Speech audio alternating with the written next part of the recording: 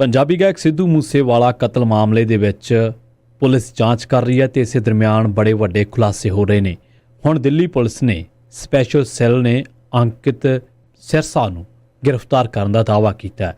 ਇਹ ਤੀਜਾ sharp shooter ਹੈ ਜਿਹਨੂੰ ਸਿੱਧੂ ਮੂਸੇਵਾਲੇ ਦੇ ਕਤਲ ਮਾਮਲੇ ਦੇ ਵਿੱਚ ਗ੍ਰਿਫਤਾਰ ਕੀਤਾ ਗਿਆ। ਇਹ ਹਰਿਆਣੇ ਦਾ ਰਹਿਣ ਵਾਲਾ ਹੈ।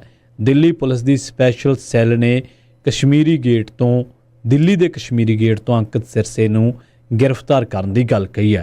अंकित सिरसा 19 साल का है तो पुलिस जांच दे विच पुलिस ने दावा किया है कि अंकित सिरसा वो बंदा है जिन्हें दोनों हत्थों के नाल सिद्धू मूसेवाले नूं कोले जाके गोलियां मारियां।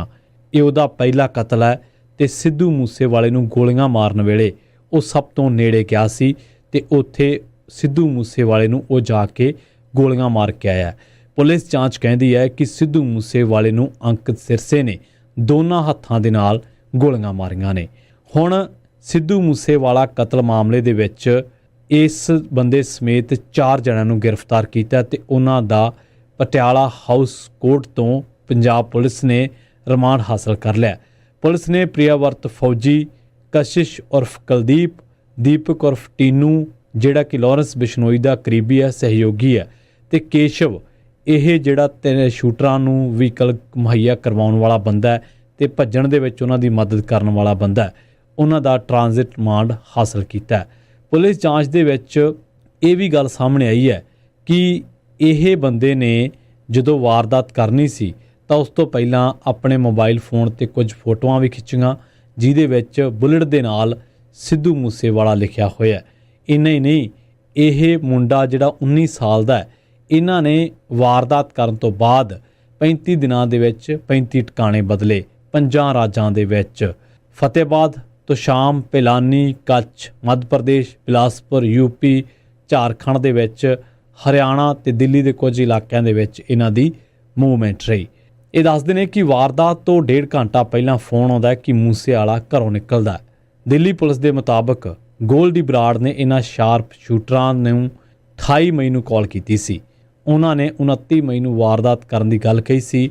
ਵਾਰਦਾਤ ਤੋਂ 1.5 ਘੰਟਾ ਪਹਿਲਾਂ ਕਾਲ ਆਉਂਦੀ ਹੈ ਕਿ ਮੂਸੇਵਾਲਾ ਆਪਣੇ ਘਰ ਤੋਂ ਨਿਕਲਣ ਵਾਲਾ ਹੈ। ਉਹਦੇ ਘਰ ਦਾ ਵੱਡਾ ਦਰਵਾਜ਼ਾ ਖੁੱਲ੍ਹ ਗਿਆ, ਉਹ ਕਿਸੇ ਵੀ ਸਮੇਂ ਘਰ ਤੋਂ ਬਾਹਰ ਆ ਸਕਦਾ ਹੈ। ਜਦੋਂ ਮੂਸੇਵਾਲਾ ਘਰ ਤੋਂ ਬਾਹਰ ਨਿਕਲਿਆ ਤਾਂ ਫਿਰ ਸ਼ੂਟਰਸ ਨੂੰ ਦੱਸਿਆ ਗਿਆ ਕਿ ਮੂਸੇਵਾਲੇ ਦੇ ਨਾਲ ਕੋਈ ਗਨਮੈਨ ਨਹੀਂ ਹੈ, ਉਹਦੇ 2 ਦੋਸਤ ਨੇ। ਤੇ ਵਾਰਦਾਤ ਤੋਂ ਬਾਅਦ ਫੌਜੀ ਨੇ ਹੀ ਕਾਲ ਕਰਕੇ ਦੱਸਿਆ ਸੀ ਕਿ ਕੰਮ ਹੋ ਗਿਆ। ਪੁਲਿਸ ਦੀ ਜਾਂਚ ਦੇ ਵਿੱਚ ਇਹ ਵੀ ਗੱਲ ਸਾਹਮਣੇ ਆਈ ਹੈ ਕਿ ਇਹਨਾਂ ਨੇ ਪੁਲਿਸ ਦੀ ਵਰਦੀ ਵੀ ਲੈ ਰੱਖੀ ਸੀ। ਇਸੇ ਕਰਕੇ ਇਸ ਪੂਰੀ ਘਟਨਾ ਦਾ ਨਾਂ ਆਪਰੇਸ਼ਨ ਵਰਦੀ ਰੱਖਿਆ ਗਿਆ ਸੀ।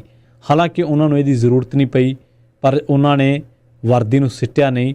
ਉਹਨਾਂ ਨੂੰ ਲੱਗਿਆ ਕਿ ਇੰਨੀ ਮਿਹਨਤ ਦੇ ਨਾਲ ਵਰਦੀ ਖਰੀਦੀ ਹੈ ਤੇ ਪੂਰੀ ਤਰ੍ਹਾਂ ਫਿੱਟ ਵੀ ਆ ਰਹੀ ਹੈ, ਤੇ ਜੇਕਰ ਕਿਤੇ ਫਸ ਗਏ ਤਾਂ ਵਰਦੀ ਨੂੰ ਪਹਿਨ ਕੇ ਇਹਨਾਂ ਨੂੰ ਨਿਕਲਿਆ ਜਾ ਸਕਦਾ ਹੈ। ਮੂਸੇਵਾਲਾ ਕਤਲ ਕਾਂਡ ਦੇ ਵਿੱਚ ਜਿਹੜੇ ਵੀ ਹਥਿਆਰ ਵਰਤੇ ਗਏ ਉਹ 2 ਦਿਨਾਂ ਬਾਅਦ ਯਾਨੀ ਕਿ 1 ਜੂਨ ਨੂੰ ਕੋਈ ਅਣਜਾਣ ਬੰਦਾ ਉਹਨਾਂ ਤੋਂ ਲੈ ਗਿਆ। ਇਹ ਪਹਿਲਾਂ ਹੀ ਪਲੈਨਿੰਗ ਦਾ ਹਿੱਸਾ ਸੀ। ਦਿੱਲੀ ਪੁਲਿਸ ਉਸ ਬੰਦੇ ਦੀ ਤਲਾਸ਼ ਕਰ ਰਹੀ ਹੈ। ਉੱਥੇ ਹੀ ਦੂਜੇ ਪਾਸੇ ਕਤਲ ਦੇ ਵਿੱਚ ਵਰਤੀ ਗਈ AK-47 ਬੁਲੰਦ ਸ਼ਹਿਰ ਤੋਂ ਹੀ ਖਰੀਦੀ ਗਈ ਸੀ। ਇਹਦੇ ਬਾਰੇ ਪੁਸ਼ਟੀ ਨਹੀਂ ਕੀਤੀ ਗਈ। ਹਾਲਾਂਕਿ ਇੰਨਾ ਜ਼ਰੂਰ ਕਿਹਾ ਗਿਆ ਕਿ ਦਿੱਲੀ ਪੁਲਿਸ ਨੂੰ ਕਈ ਅਹਿਮ ਇਨਪੁਟ ਮਿਲੇ ਨੇ। ਇੱਥੇ ਤੁਹਾਨੂੰ ਇਹ ਵੀ ਜਾਣਕਾਰੀ ਦਿੰਦੇ ਚੱਲੀਏ ਕਿ ਪਹਿਲਾਂ ਫੜੇ ਗਏ ਜਿਹੜੇ ਸ਼ਾਰਪ ਸ਼ੂਟਰ ਹੈ ਪ੍ਰਿਆਵਰਤ ਫੌਜੀ ਤੇ ਕਸ਼ਿਸ਼ ਉਰਫ ਕੁਲਦੀਪ ਨੂੰ ਪੰਜਾਬ ਪੁਲਿਸ ਪੰਜਾਬ ਲੈ ਕੇ ਆਊਗੀ। ਇਹਦੇ ਨਾਲ ਕੇਸ਼ਵ ਨੂੰ ਵੀ ਲਿਆਂਦਾ ਜਾਊਗਾ। ਹੁਣ ਪੰਜਾਬ ਪੁਲਿਸ ਦਿੱਲੀ ਪਹੁੰਚ ਗਈ ਹੈ। ਇਹ ਤਿੰਨੇ ਇਸ ਵੇਲੇ ਤਿਹਾੜ ਜੇਲ੍ਹ ਦੇ ਵਿੱਚ ਬੰਦ ਨੇ। ਪੁਲਿਸ ਇਹਨਾਂ ਦਾ